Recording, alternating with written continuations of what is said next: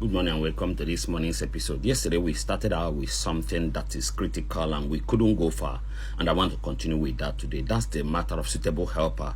Yesterday we were talking about who is a suitable helper, and we give a graphical description of going to going to a stream and using a 50 jerry can and looking for somebody that can leave the 50 jerry can. Okay, fine. That was what we did yesterday.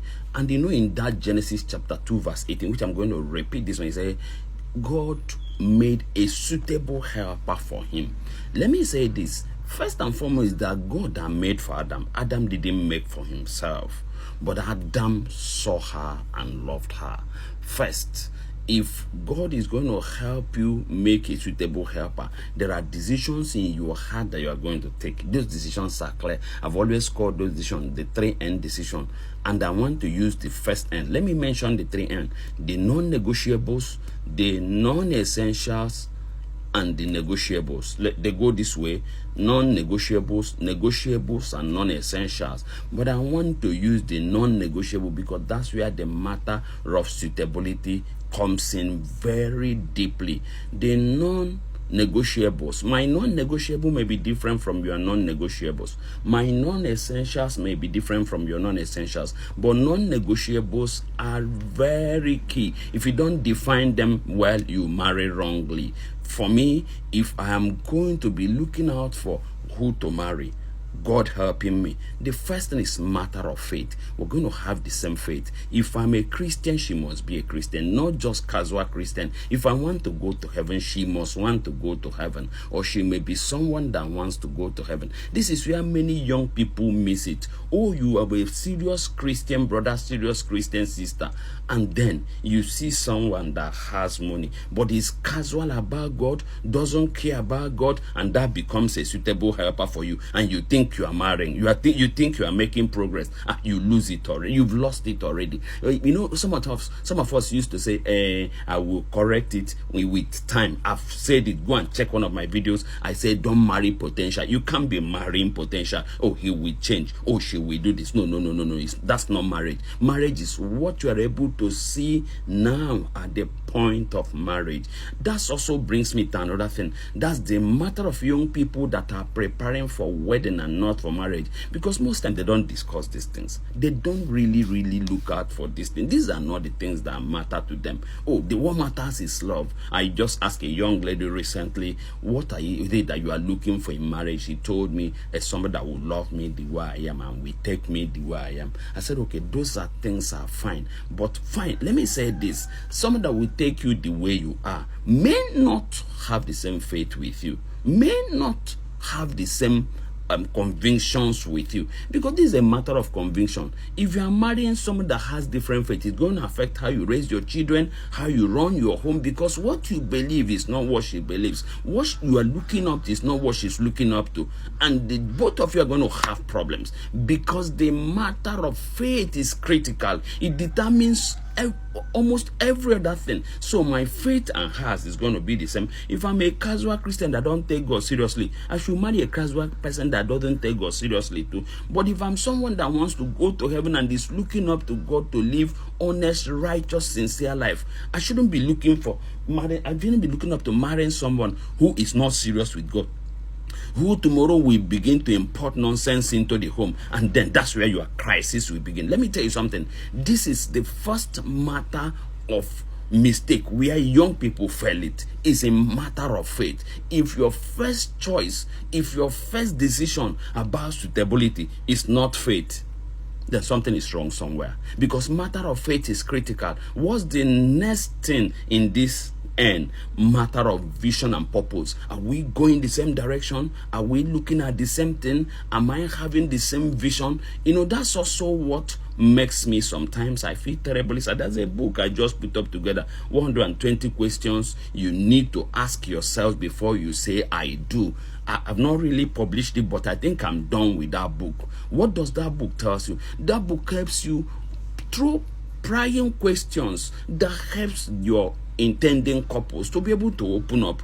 It is the questions helps you. They are not monolithic yes or no question. No, the questions help her open up. The questions help him open up. You know, okay, where are we going? What's the next 5 years going to look like? What the next 10 years going to look like? It's not as if it's going to be watertight, but you should be able to discuss your future together. Are we walking in the same direction? If I want to be a missionary, I should be marrying someone who will support my missionary work. Even in the home state, I'm a chartered accountant already, but my wife is whatever. Possibly I want her to do business for the first 3, 4, 6 years so that we could have our children, or for the next 10 years to be able to train them before we could move. I should be able to discuss that with her. Or I should be able to tell her, okay, fine, I am going to be committed full, either on-site or hybrid. You are going to be following, but you are going to be doing majorly, what do you call it? Home-based businesses. It is possible you could do anything online. It could be online business, it could be online career, but you have to agree on these things. Matter of vision, matter of purpose. I saw a video. It's a clip, but that was a very classical example of what I was saying. A young lady that says she's an influencer told the husband, I can't get pregnant. Don't even talk about it. I can't get pregnant because he's going to disfigure me, and I'm an influencer. I said, that is it. Possibly they didn't discuss. Possibly they loved them. It was love they were talking about. Hey, I love her. You love me. We love together. You won't discuss how many children do we want to have. How do we want to run our lives? What exactly do we want our life to become in the next 5, 10 years? These are difficult conversations, or sincere and honest conversations you must have with whoever you want to marry. These are things that determine suitability. If the two of you cannot agree on how you're going to run your lives, me, I'm a head of HR, I'm going to continue, I need to get 1 or 2 certifications, I will be working online, but you will be working this, or the husband, the wife is already much ahead. Because see, let me also say, leadership is not about who's earning more. Leadership is not about who is doing the bigger job. Leadership is about who is providing responsibility, who is providing vision for that home. We'll come to that so that we don't overflog it. But get it this way, that at the point where every young person miss it, is also at this point of vision and where we're going. Purpose. Discuss vision very clearly. If you can't, you miss it. The third N is matter of values. If I love integrity, I should marry somebody that loves integrity. If I love honesty, I should marry somebody that loves honesty. I shouldn't love somebody that is playing game. Okay, the way all the while we've been talking, I see that he's a game player. He loves playing game. He loves being dishonest. And I am seeing the yellow flags, and I'm going ahead. Going ahead to do what? You are going to marry into trouble. You are marrying difficulty. You are marrying something that will crystallize into trouble. Before 3 months, you begin to see the trouble. So when we talk about matter of suitability, these are critical things. Possibly we need to stop here because this video is already long. But you know what? Take out time and define these things. 3 key things that we'll mention today: matter of faith, matter of purpose and vision, matter of values. If he's not a kind person, I shouldn't be marrying him or her. If he's not, I should be able to define the values I want in a husband. Because if these values are not there, I should be able to define the values I want in a wife. Because if these values are not there, this marriage won't work.